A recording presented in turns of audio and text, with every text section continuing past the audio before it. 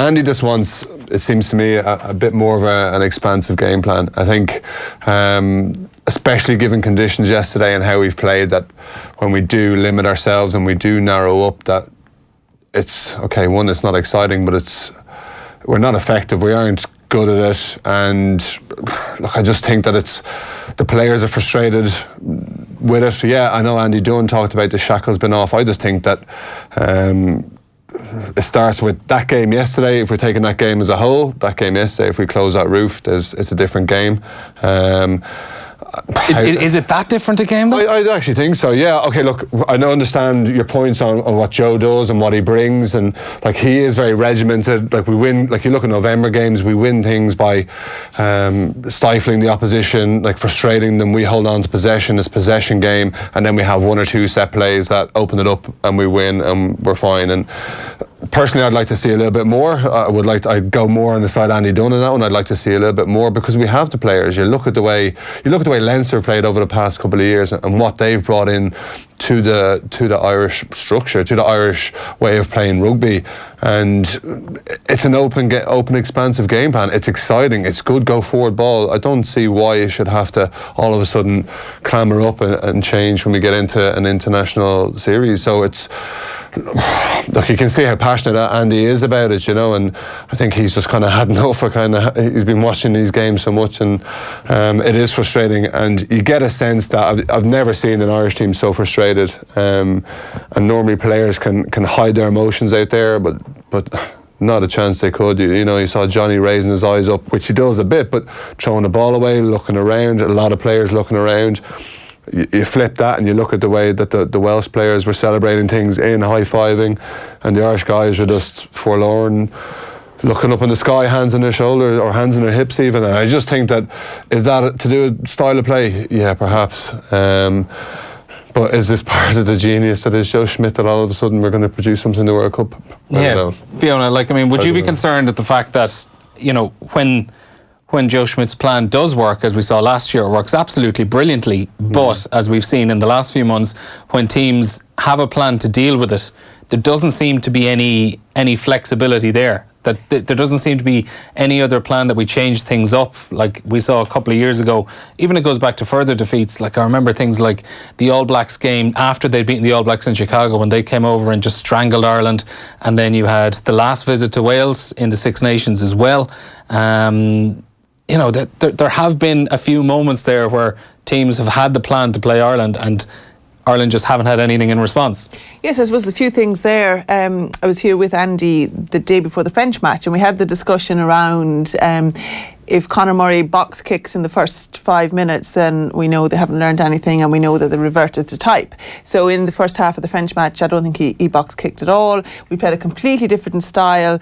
We played more expansive. We were using ring rows to kick. We were changing our angles, and it was very successful. Possibly not as clinical as it could have been, but it was very successful. So I think that showed that we can play a different type. I think that Joe Schmidt's brand of rugby, or the Irish brand of rugby that has got us so much success last year, is based around set-piece territory possession, okay? And, people maybe have accused of boring people to death and all of that sort of stuff that Eddie Jones threw out before England. Well, I'm happy to be bored to death if we win a World Cup, okay? But I think that what's happened is two things: is that England bullied us, okay? And then Wales bullied us a bit yesterday as well, and we were totally then not able to counteract that. It was compounded yesterday with the fact that perhaps our set piece was not as strong as it had been, and then we didn't rectify it. And then it was also compounded by individual errors from people that you wouldn't expect it from, and below par performance from the team as a collective. Do I think it's all doom and gloom? No. Do I think that we can get back on the horse, or whatever phrase you want to use? Absolutely. But it's going to take something special pre-summer, for that to happen. Looking at I remember I was watching it back last night, and I looked at the kind of match stats afterwards. And if you just looked at the stats without actually watching the match, you could nearly have been fooled into thinking it was a decent Irish performance because You've 60% possession, 62% territory. Ireland only had to make 87 tackles in the entire match. Scrums 3 out of 3, lineouts 15 of 17. Wales had 48 rucks in comparison of Ireland's 101. But it's how effective the ruck is. Exactly, and then when you actually see it out there, Ireland never really threatened to get over the Welsh line until literally the last play of the game. Yeah, and you've left penalties and unforced errors as well. Where penalties. Yeah, that's first half though. That's if you get over 10, if you get into double figures in penalties, normally you're losing the game. And I know that the positioning in the penalties as well. It's like 6 of the 18 points coming from the booty Gareth Anscombe. It's costly, and they're silly penalties, and you can see the frustration, especially how early it was. Be it trying to work out the referee as well, but you'd expect that they'll have done the homework on the referee before you've gone out to play on how he likes to referee the game and how you can talk to him and what his hot penalties are. And there were a lot of consistent penalties that were given away, which was frustrating, but even just unforced errors, slippy ball out there, but still no excuse. And Wales get a couple of chances and they take them, and they're ruthless, and it's just frustrating to see it. And I can understand people's frustration. I agree with Fiona in terms of it's not all doom and gloom. Okay, that's done. We draw a line under it. There's a lot more rugby to be played, and now the expectation maybe is lowered, and maybe it suits us more to be lowered as we go into a World Cup. It's a pity that it does. Yeah. It's a pity as a nation that we don't handle expectation, and that we don't handle or don't seem to handle success. I'm talking about the general public as opposed to the team itself, but they possibly haven't handled the expectation. Because certainly pre-Six Nations, I was like, okay, France and England at home, might struggle against Wales, but should be able to do it, and that was my expectation, I suppose, as a member of the public. And I think it's important that we expect from our teams that we can succeed, whereas now the country will probably be happy, we'll go and give it a lash. But these lads are professional rugby players, far above going out to, let's see what happens. And it will be dissected. They will dissect it much more than we can ever, and they will learn from it. Now, will they implement something else in the meantime? Will they think about different game plans? Absolutely. And we caught glimpses of that in terms of, little flashes, little moves, the Keith Earls and the line out. But wasn't it funny yesterday that they all, Wales almost just mimicked it to show them, well, we can do that too. When was it Anscombe that they put into the line out to come off the back of it. So look, there's a lot to be. There's a lot to be written about, there's a lot to be talked about, but at the end of the day, I think it'll come largely right. Yeah, I think the players, as you said, you're quite right. I think the players will look into a lot more. I think that we, as a whole, in terms of the media, will kind of read into things a lot more than anyone else will. And the players are going to be extremely confident. I don't think it's going to have much of a knock-on effect for them. As you say, as long as you don't... Look, teams, I think, in this tournament, after the first game, figured out what to do to beat us, especially when we saw the English guys and what they did to us, and they physically imposed themselves on us, and then we struggled when we didn't get that go forward, and we looked around and our key players weren't having good games. We normally we have that crutch to rely on, Conor Murray and Johnny, to get us out of these situations. But I think we need to have plan Bs. We need to have a plan C, which is all well and good that we have these initial plays and we can stifle teams and we can suffocate them with possession, but we need to have what if something else happens? What if we're losing the game we're chasing? We need to be able to react quicker, I think. Yeah, are we just going all in on the one, putting all our chips into one, all our eggs into one basket when it comes to the style of play? Yeah, I think so, yeah, and I think the players then find it hard to change and go into something else when that the thoroughness of Joe and everything he's going to go through in a video session, you're kind of like, okay, well, what are you doing here, and what are you doing here, and why aren't you in this position when we want you here, because of how pernickety he is about certain things. But I think that we just need a game plan to switch to quicker. If something's not working, we need to go, right, this isn't working, change it, and be quicker on that, rather than, you look at the Scotland game second half, the way they played, it wasn't working, obviously, what they were doing first half, they changed it up and they attacked it and flipped it, and we didn't, you know, and we needed something to change. We needed, I don't know what it needs to be. I think it needs to be tactically what we need to do. And people put a lot of pressure on the players, and I think that sometimes that it's not always a player's issue out there, and it's management. And I even heard Finn Russell saying he had an argument with Gregor Townsend at half time about what to do, like, and what they were doing, and but they fixed it and they got it right. So there is that ability to do that. I think we have that ability as well. I think, you know, we'd be doing the players a disservice if we said that they didn't have the ability to change it. They clearly didn't change it yesterday, but it was compounded by individual unforced errors that can happen on any given day. And I think, like, to be fair to Sexton, a lot of, I suppose, the opposite of love has come his way, you know, in terms of his performance yesterday. But he came into the Six Nations not having played any rugby since the match in Munster, you know, in December time. And I think, you know, the Six Nations isn't really, the cauldron that it isn't the place to play yourself into, you know, into international rugby. And he didn't have anything outside of that to, you know, to get the feel back. I've no doubt that he'll go back to Leinster. Unfortunately, they'll start winning everything again, and he'll come back in the summer a much different person. Also, like, when we look at the was it the French match that Conor Murray, was it the Italy match actually, that Conor Murray was taking some of the penalties, but he was still on the pitch. So is he carrying an injury? You know, is it that he's not quite 100%? Because if your goal kicker's on the pitch but he's not, you know, I know his leg was tight or whatever, like Joe tends to give vague updates on injuries. That's an understatement. Yeah, so the leg. So if he's not quite right either, you know, and that's a possibility. Obviously he was taking whatever kicks we got yesterday, which wasn't any really. So you know, there's that whole piece as well with regard to it. And I think they have the ability to change it up. Like, they had an unblemished year, bar one Australia match last year. You know, I think they can get back there again.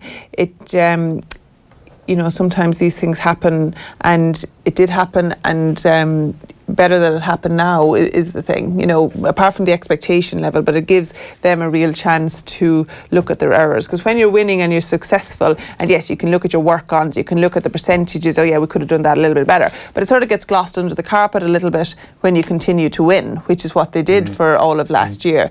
And they weren't perfect performances either. Like, Wales could have beat us at the Aviva last year if you know, if that last pass had gone to hand rather than being intercepted. So there was little fine margins here and there, but we got the rub of the green. We didn't perform, absolutely, I'm saying that now, we didn't perform during this Six Nations, but I think it's rectifiable, and I think we have the group of players there that can do it. Yeah, I agree. And I think that the thing is that it's not a World Cup. Everyone would be a lot more disappointed if this had happened in the World Cup, if we won a Grand Slam, expectations flying high, and then all of a sudden we capitulate and we fall apart. Better to happen now, 100%. And as you say, nothing's lost now.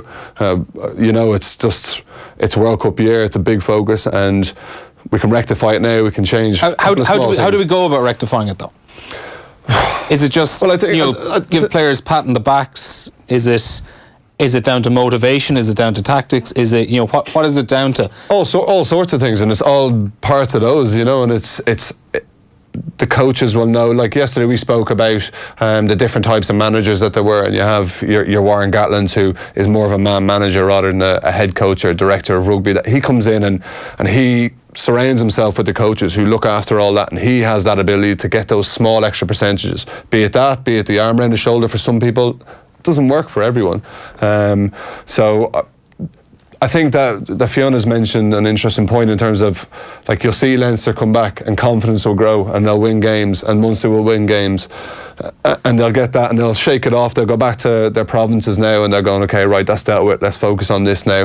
Because I've been when I was in England, you'd see players come back from losing stuff and just want to get back in, engross themselves back in the club situation, get winning again, and then go back, and it's a different person. Is it a long time to stew, though? You know, having this result right at the end of a Six Nations campaign, they're not going to be back together really as a squad until, you know, the middle of the summer for that World Cup camp. For the World Cup camp, is, you know, is it a good or a bad thing that this is the last game of it? That you have 2 to 3 months, it's sitting there, it's on your mind, rather than just being able to go back out next week and get back on the horse? No, because they've got back on the horse 4 times after the English match. Do you know what I mean? Yeah. They've already done that. They've been in that environment.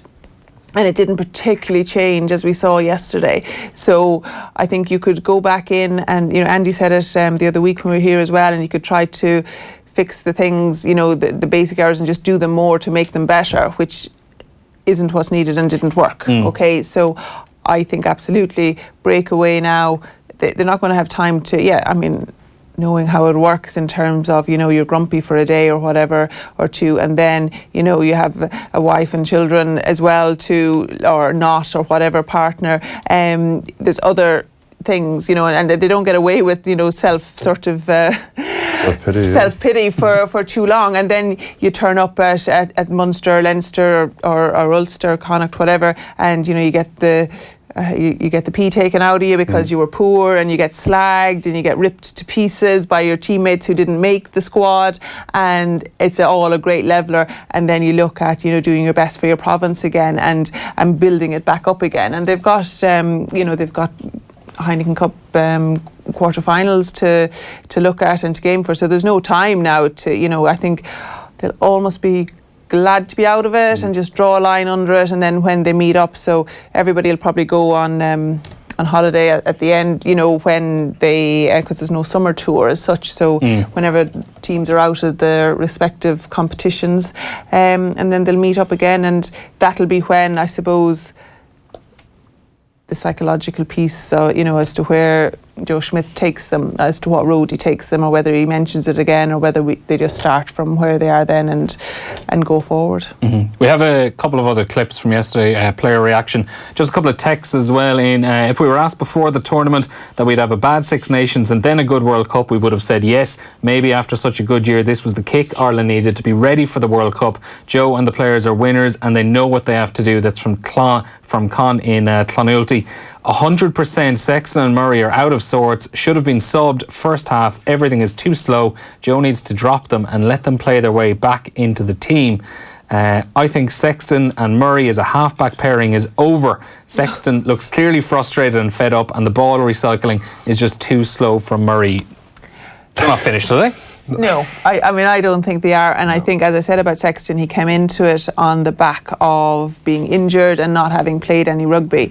I do think, though, had Joey Carberry been fit and not got injured, it would have been a debate that we possibly could have and should have. And if Carberry had not gotten injured, I would have liked to have seen him start a game and then be a real option. So yes, you're looking at yesterday, and Sexton didn't play.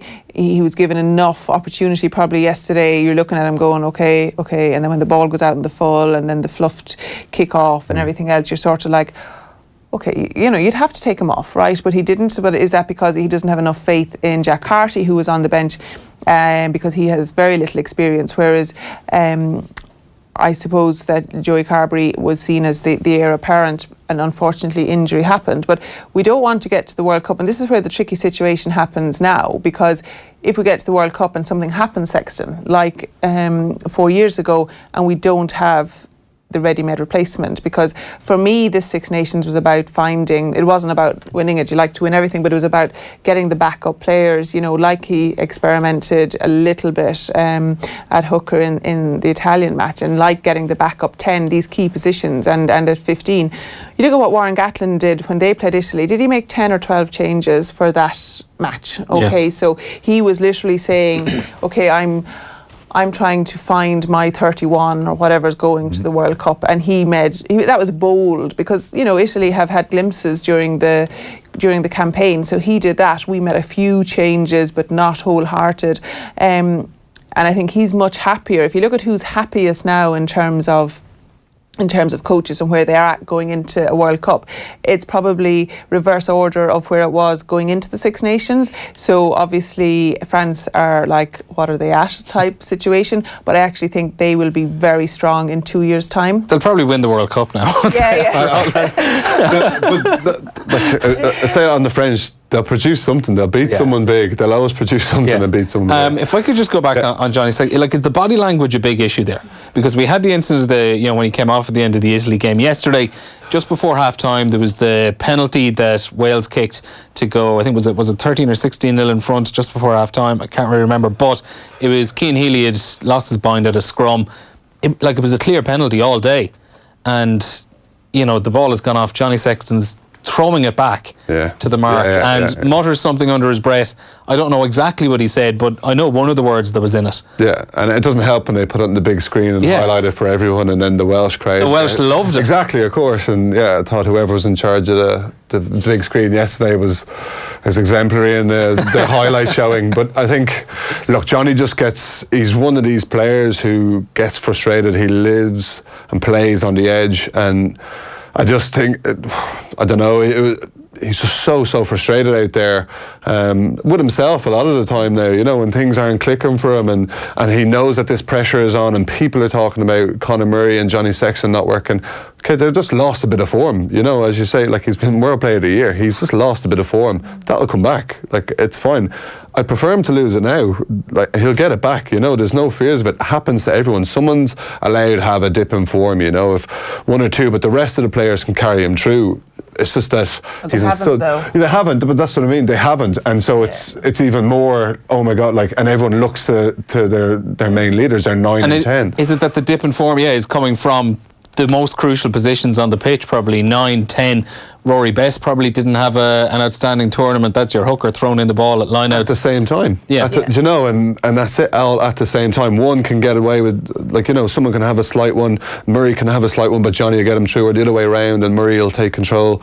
But for the two of them, it's kind of unheard of. And I think I do agree with your point about, I do think that if Joey Carberry was on the bench yesterday, he would have come on a bit earlier. I think he does trust him a bit more. I think that kind of Jack Carty, Ross Burns, that they're fighting for something else, they're fighting to try and get in that plane. But I think that Joey's out and out number 2, and barring an injury, I think he would have been there, and it would have been interesting to see him there. I mean, I think the body language thing for me, the point was when they were attacking the Welsh line, and Ringrose took an inside line and Johnny passed it into touch, and then that reaction. Yeah, it turned to Rob Kearney, Yeah, and it was like, so obviously he's been the driving force behind Leinster and Irish rugby in a lot of senses, and he's been the fella, and there's nothing wrong with barracking and encouraging and leading, and giving the orders if you're without recourse yourself. Right. And I think what's happened is... As a vice captain as well of the team? Yeah, no, absolutely.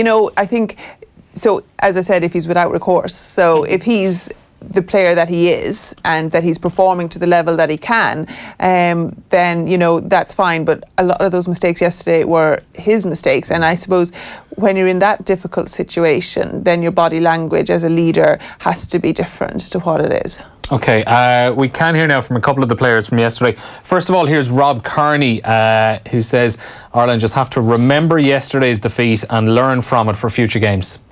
Yeah, you have to bank all these tough days. There's no doubt about it. Today was a tough day. It's tough watching, one of your, competing nations lift trophies.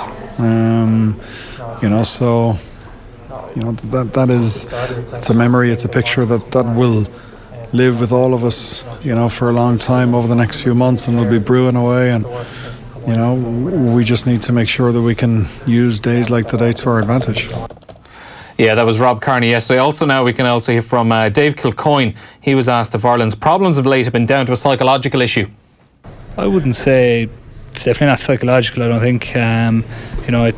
You just have to look back to November, you beat the number 1 team in the world, the All Blacks, and then you come into the Six Nations. Obviously we didn't get off to a good start with England, but we started to build performances then. I thought we were quite good against France, and obviously it's frustrating today, but Wales were just better today. They they were playing in front of their home crowd, they were playing for the Grand Slam. I'm not using that as an excuse why we didn't perform, but it's just not as straightforward as saying technical or psychological, I don't think. We're going to take a very short break from the rugby here, actually, because we're going to cross over now to Croke Park, where Maura Trasany-Kelly is standing by in the last, I suppose, 3 or 4 minutes before injury time of the All-Ireland Senior Club Football Final, and it looks like the trophy is heading out west again. It is indeed, heading out west to Corfin. I was just listening there to Galway FM. They were saying grab your round bales, whatever you have to burn. There's meant to be burnt tonight in the west. But there's 58 minutes gone. Corfin at the moment 2-15. Dr. Croke's 9 points. Corfin really were clinical from the start, but the big difference really came was that red card just on the cusp of half time. I think even though while Dr. Croke's are indeed a superior team, when you're down a man and you're playing Corfin, and where Corfin are on the form of their life, I've never seen them play this well as they have today. It really was an uphill task, and they just weren't able for it, despite the fact they did have some opportunities in the second half, but either the heads were gone or the focus was gone. They went wide one after another, and Corfin just maintained that clinicalness, and they're just really pretty to watch. It's a beautiful thing to see, actually, to see this kind of football to come out of a team, a club team, and I suppose for me, being from Galway, it's extra nice to watch. But at the moment it certainly looks like that cup is going to go west for the second time in 2 years, and it's first time Corfin or any team will retain a title since 2000 when Crossmaglen did it. Okay, Maura Trasa, we will come back to you in a few minutes' time just to get official confirmation of the final score there. Back to the rugby now, just a reminder as well, our coverage, rugby coverage is brought to you by Vodafone, team of us, everyone in. We heard from Dave Kilcoyne a couple of minutes ago there. I don't know, is it my bias towards front row players? Is he one of the few of the Six Nations who's probably come out of the championship with his stock a little bit higher than when he came into it? Yeah, 100% agree with you on that. I think every time he's come on, he's made an impact, he's carried well, and he just gets that go forward. He brings on energy. You can see what he's done. I know at the start of the year that they'd had words with him about kind of just knuckling down a little bit more off the field and just focusing on what you need to do and don't get caught up in the stuff off it. And he's done that, and he's gone away and he's applied himself, because he was out of the squad for a while. And it's been a long journey, because 30, 31 now? Yeah, it would be, yeah. Oh, I don't know if actually is he 29 maybe? But I think you're looking at even Jack McGrath. He's taken advantage of that situation as well, that Jack's had an injury, and in fairness, he stepped up, and as you say, every time he's carried, he brings on that energy, and he's always willing to carry, and it takes a bit of heat off the rest of the ball carriers around there, and I think that can only be good. Yeah, he's 30 there, I just checked as well. You would have played with him, obviously, at Munster. What kind of a character is he like?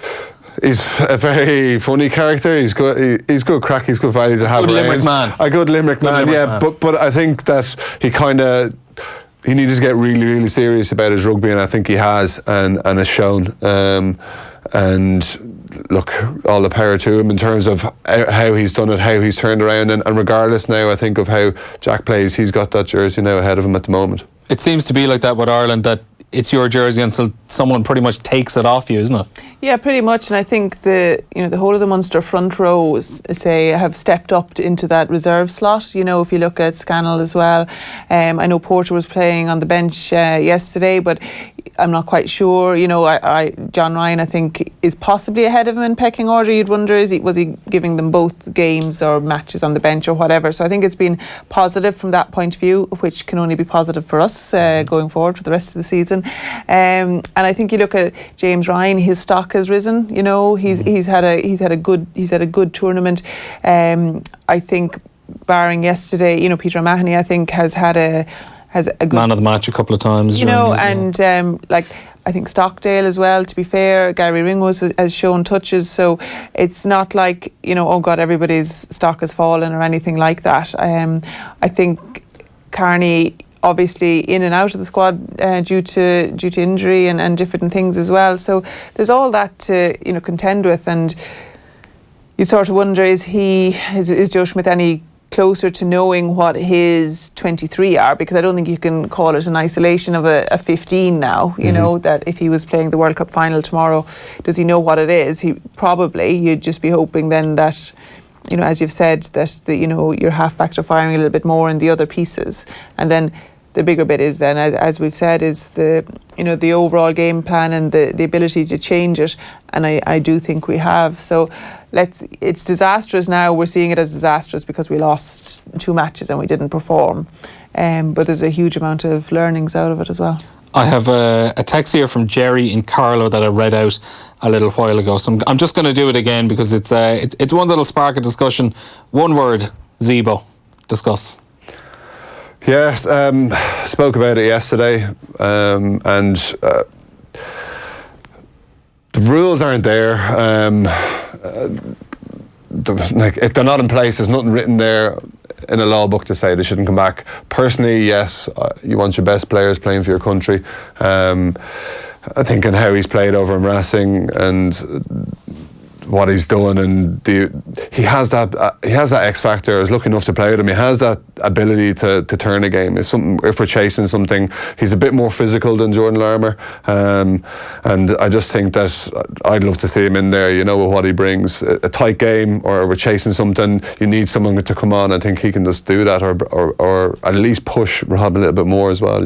But would bringing him back in, or even Donegal Ryan, or anyone who's away at the moment, would that not be sending out an enormous siren? The alarms are going off. Yeah. Oh my God, we are panicking here, guys. But I don't think it'll happen, first and foremost, because particularly after his tweet last night. I don't know, did you see it? No, I didn't see it. I think it was something along the lines of, I'll try to get it here. Oh, I do have it here on the tab in front of me. He tweeted Ian Madigan saying, "Hey bro, Ian Madigan, any crack?"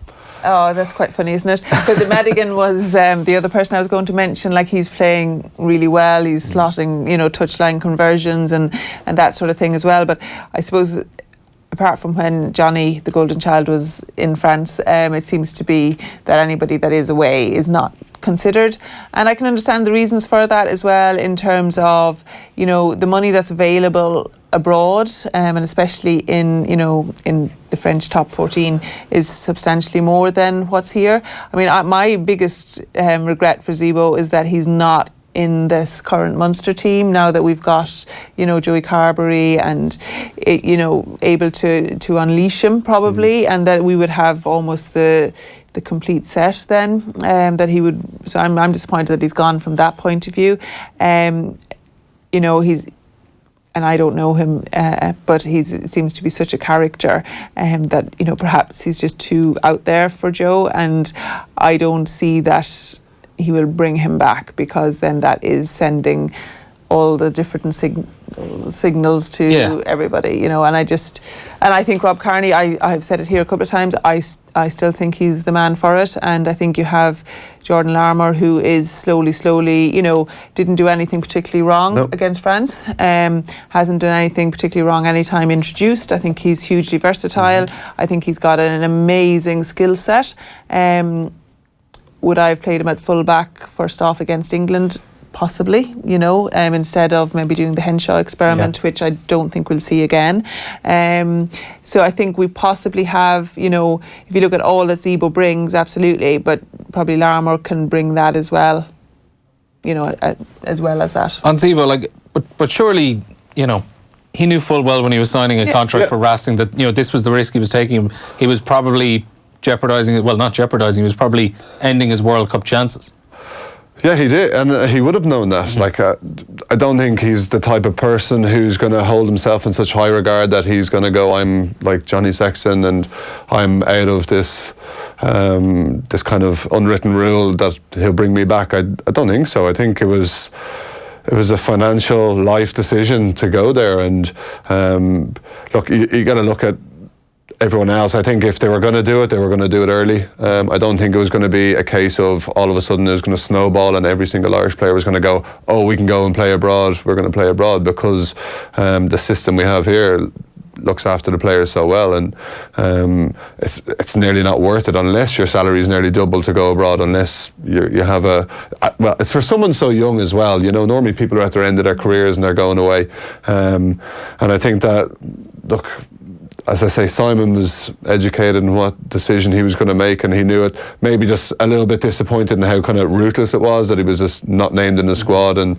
no one spoke to him since. But I might just cut across you there. Full time at Croke Park. More interesting, Gaelic Corofin are the champions. They are indeed. 2-16 to Croke's 10 points. We just had Dolores Kane singing Galway Bay here, and the round bales definitely will be whirling now in the west. We did expect an epic battle. It didn't come to pass as Corofin came here in their homework work was definitely done. From the off, they really cut through the Crokes defence. They scored 2 first half goals from Jason Leonard and Gary Seitz, and you know what, it could have been more had other attempts paid off. Just before half time, Crokes then had John Payne sent off, and that made their task very hard indeed. The second half kind of continued in the same vein as the first. If anything, Corofin were even a little less clinical. Perhaps the concentration had gone a bit at that point. Interesting enough, Kieran Fitzgerald, the fullback, was sent off just a few minutes before full time, and I've never seen somebody get cheered off by his own fans, smiling and laughing as he was leaving the field.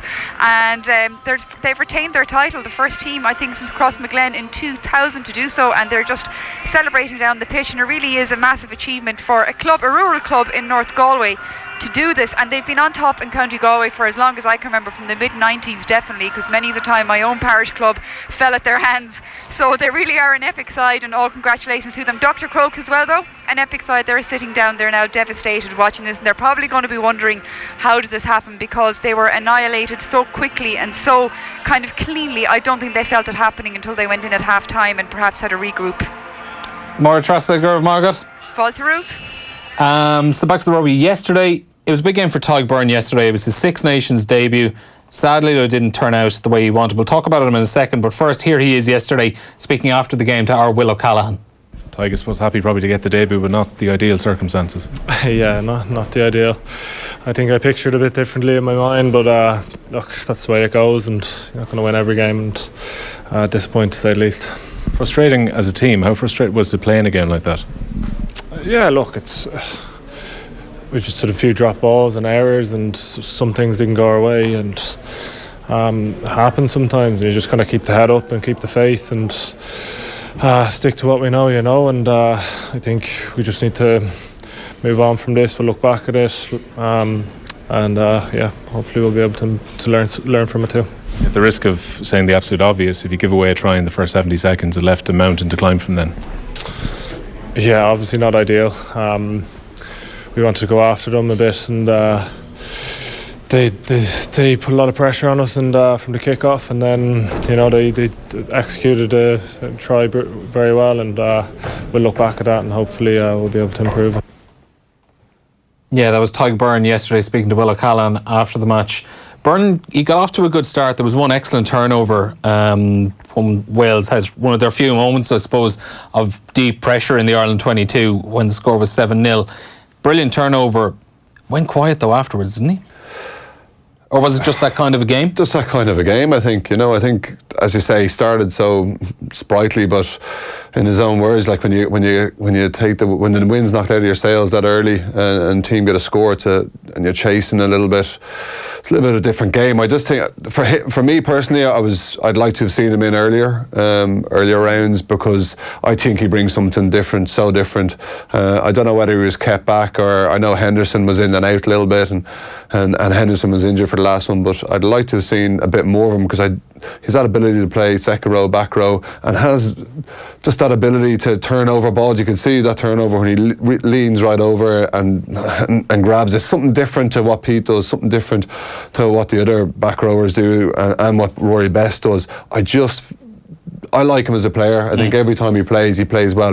He's on a lesser level of James Ryan in terms of he never has a bad game for me. Like, he was quiet yesterday, okay, yeah, but I still think his endeavour and work rate are still there. But I'd like to see more. I think we will, because I know it's him and Henderson who will be pushing hard against each other. It's frustrating for him. You can sense it in his voice, especially against the Welsh, and he'd know a load of those guys as well, which I'm sure he would have been extremely pumped up for. But hopefully see more of him.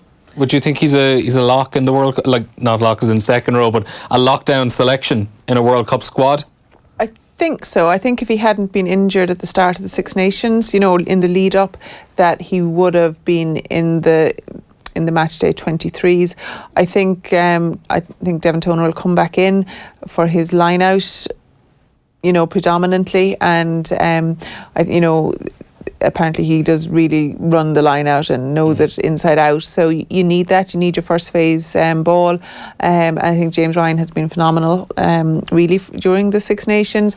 And then I think he'll bring 4 second rows. So I think you would be looking at Henderson and Tyg Byrne as the other. They would be my pick of the other two, as opposed to the lads from the West. So Alton Delan, Quinn Rue. Yeah, you can't bring them all. No, you can't bring them all, and it's ruthless. It's 31, and that's why, like, you have these guys have that ability to play different positions, and that's why they're worth their weight in gold. That they can go, right, okay, we just don't have an out-and-out second row. I think you're right. James Ryan, Devin Toner's the starting second rows. Then do you change depending on who you're playing? Do you have Henderson on for a more physical team? Do you have Tygburn? You have options, but you have options then for back row. If there's injuries there or whatever, you can change it, and he's got that ability to do that. And that's why he's going to get ahead. Speaking of back row, there's a text in, who's Ireland's World Cup number 7? Presume everyone fit? Oh, I'd love to see Dan Levy get back in there now. I think Sean's had a couple of chances there, and he'll be frustrated with how he's done. Like, that was a great Was chance. Levy one of the Six Nations absence this year that probably hasn't been spoken about a lot? Because he was absolutely brilliant for Ireland in each one of those games 12 months ago. Yeah, I think so. And I think sometimes when your absence is there, your stock goes up, and I think it went up, especially Rob Kearney in the first game. Like, when he wasn't there, it's like, oh, you see how much you rely on him. I wouldn't say that it's as much as we rely on Dan Levy, but I just think what he brings, I think Josh tackles everything and does absolutely everything. We've got a lot of different styles of players, and Sean O'Brien's a different player again, and just in terms of ball carrying, but I think Dan Levy would have brought something different. Would Sean O'Brien be worried maybe about his chances, or do you think he's very much in there? I don't know. I'd say he'll go back to the cattle now, and he'll regroup, over the next couple of days. And will he be worried? Therapeutic, but possibly. I mean, the opening question was, who would the back row be? So Peter O'Mahony for me is nailed on, and probably CJ as a starter, and then I think it'd be a little bit horses for courses.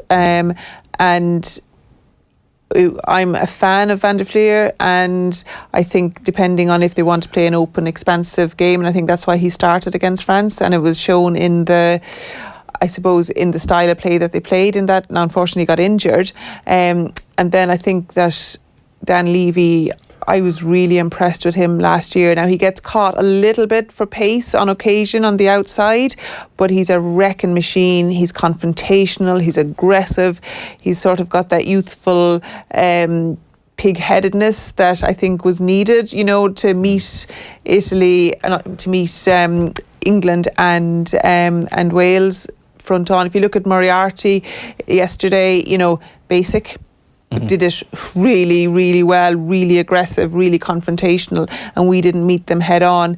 And I think those two will travel. I think that 4 will travel, and it'll be between O'Brien and Conan then, I think. Yeah, there's another one there, yeah, Conan, of course. I think that for an out-and-out 8, I think we need to have, and he has it now, that ability. You can push CJ to 6 and bring Conan on. I think every time he's played, he's done extremely well. Yeah. And yeah, it's a tough one with that one. Someone's going to lose out. There's another quality player who's probably going to lose out. And again, because of the versatility of the 2 second rows, if we're going to call Henderson and Byrne, which you are, second rows, that they can play back row, that one of those decent players. So Conan could be the unlucky man because I don't know because I just think but I don't know. I'd like to see him still there. Yeah. So I think one of those 7s is going to miss it, because you can push CJ to 6. But I also think that CJ, if teams work out CJ and stop CJ getting go forward, that sometimes he can go quiet. He's been one of our best players, I think, for the past couple of years, but I think that if teams work him out, he gets frustrated, and then we need something else to come. I think teams worked us out, Ireland, so I think that's true. I do think that, there's so much rugby to be played before the end of May. It'll be interesting to see who Leinster pick as their back row, and they'll get away with a little bit, we're managing players or we're doing this. So when it comes to Champions Cup quarter-final, will they pick Conan, O'Brien, Levy, Van der Fleer, who are they going to pick as the opening gambit, and then if you're not in the Leinster team, do you have a case to go? But it's a bit like, say John Ryan leapfrogging Stephen Archer in terms of, Archer's been playing really, really well for Munster as well when he's started. So I don't know what the selection criteria is for Joe Schmidt, but it's hard enough to get into the Leinster back row, let alone the Irish back row. So the next month or so is going to tell a lot with regard to that. Is there anyone around in that who's featured in the Six Nations who might have actually played themselves out of a place in Japan? Like Sean Cronin, ruthlessly cut for the last 2 games, but you'd certainly have him. I would think anyway. You'd certainly have him on the plane, because just what he can offer that's so different to Rory Best or Niall Scannell. Yeah, agreed. That would be my on 3. Yeah. Yeah. And so Rob Herring out then. Yeah. Look, he's going to make tough calls, isn't he? Like, you know, and I agree. I think Sean Cronin can just bring something else. I think he's given Sean a bit of work to do. Just kind of step away, go away, focus on this, get back playing for Leinster and do what you've been doing previously. To Sean Cronin as well, though, when he played, you know, when he started against Italy, and then it was a completely different set of second rows, you know, and you'll see him going for Leinster now and throwing into Ryan, throwing into Toner when he's back. I'm not sure of the length of that injury. And it's completely different, okay? But as an international, you have to be able to do it. But you know, the line out is so complex. It's not dependent just on the thrower. It's there's the whole timing element as well. So I would expect to see him. I'm sure if I was picking it, he'd be there. Do you know that sort of way that I think it's really important that Scannell got the opportunity, which he did, and he needed.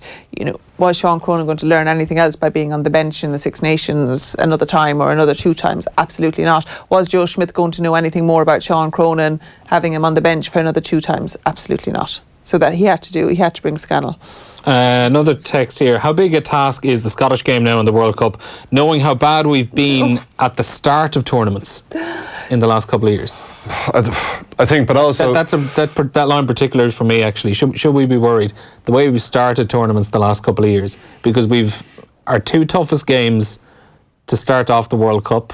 I think it's only a 6-day turnaround even in the first 2 as well. That was something Joe Schmidt he flagged it already. He flagged it, yeah. He's already brought it up yesterday's press conference, how they were coming in off a 6-day turnaround. But there have been slow starts for a few years now. There have been, but as long as, look, as well as Scotland played yesterday, as long as we're peaking at the right time, I'd prefer to be a little bit slower to start and kind of be there at the business end, rather than having a great first 2 games and then getting walloped in the quarter-final and going, okay, but we were amazing in our first 2 games, how good were we? It's a building process. Doesn't give them a chance, though, to play people into the tournament. No. Mm-hmm. Do you know what I mean? So you're going out there with your first choice. Like last time around, I think in the World Cup it was Canada, Romania were the first 2 games. Very much play your way into it. Yeah. Although they probably suffered having France the week before a quarter-final then on the flip side. Yeah, look, I just think it's going to be one of those. There's a couple of games before it. He'll go in with a starting 15, and let's start as, like, you don't need to hit your peak, but let's start well and kind of get that momentum going, because that's what it is. It's momentum. I think this time, compared to how we've done the last time, is the squad depth, and I think that's what we've learned, that if we do lose players, there are other players who can step in, and I think that nearly every position, yeah. And then, look, hopefully standards shouldn't drop from there. Okay, before we finish up, I just want to ask you as well, Fiona, you were watching the women's this afternoon. Disappointing defeat against Wales, rounding off a disappointing campaign. Yeah, I've just come off air really before I came here, and 24-5 loss, so it's hard to take, to be honest. They didn't perform. We had a long discussion afterwards on, you know, the system that's allowing that performance, as opposed to just players not performing on the day. Now, they didn't perform. Again, lots of errors. Our set piece, which in fairness had been very good up to now, we were at about an 80% line out success, and similar in the scrum. Up till then, our scrum was torn apart today. Mike Ross won't be happy at all, both offensively and defensively in the scrum. We had no go forward ball at all. But then there's a much wider piece around what needs to be done. You know, so our hooker today, you know, convert from sevens, but before the Six Nations hadn't played a proper competitive 15 aside in the hooker position. Do you know what I mean? Like, barely is club level. Is that becoming a trend now, that there are a few too many players that probably just have not played enough 15s rugby. Yeah, enough quality 15s rugby. So we have, we have Bevin Parsons, who was capped before she played. She's only 17 now. She was capped in the autumn before she'd played a club match, because she wasn't allowed to play a club match, but she was allowed to play an international. Now, she's been through excellent systems and excellent coaching. That is a strange system, though. But it is. And like, we can pick up these starlets, but it's the whole piece. It's the piece on the grassroots, which they're working on, to be fair, the IRFU. They're putting in extra resources. There's putting in like activity levels, participation levels bigger, but they're sort of not doing enough for the top level, for the high performance side of things outside of the 7 circuit. And that's difficult to take, that we should be really competitive on a world stage as 15 aside. We were in 13, 14 and 15.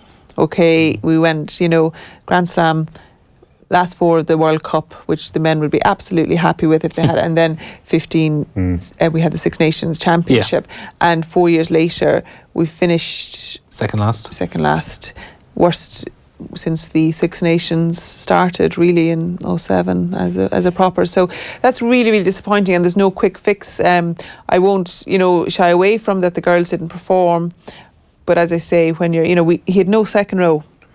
He had no sub-second row for the whole tournament, somebody that's a genuine second row on the bench. So are they not out there? If they're not out there, how do we make them to be out there? How do we create them, support them? How do we allow the girls to perform, to give them all the supports that are necessary? So as I say, a lot's been done. You have the Aldi Play Rugby, loads of girls participating. You have, I think they're looking at restructuring the AIL to make it more competitive, giving them more resources to allow them to have proper coaching and proper medical, support. But we need to have top down as well. We need to have more resources, be that finance, coaching, etc., to the team at the top, and we need an under-20 structure. Italy announced yesterday that they're going to have an under-20 structure from next year. We're the only one then that doesn't have an international underage, whether it's 18 or 20s. Wales have 18s, all the others have 20s. We're the only country that doesn't have that, and there seems to be no move towards it. There's actually a no, we're not doing this, because it would cost too much, and it's just not the right way, but it's absolutely the right way. Enya Breen up from Banshee today, starting her second Six Nations match. Fantastic girl, absolutely. Should she be going from, playing a season for Munster in the Interpros to stepping out, on a Six Nations? If she's good enough, yes, but how do we create more Enya Breens and Bevin Parsons, and how do we make sure that they have the pathway to play international rugby before you're playing for the senior side? Okay, we've run out of time for our rugby chat, guys, I'm afraid. Thanks for coming in, though, Fiona Steed and James Downey. Hopefully we'll speak to you in a few months' time, maybe around the World Cup, and we'll be talking about nicer things. The mood will be a lot brighter.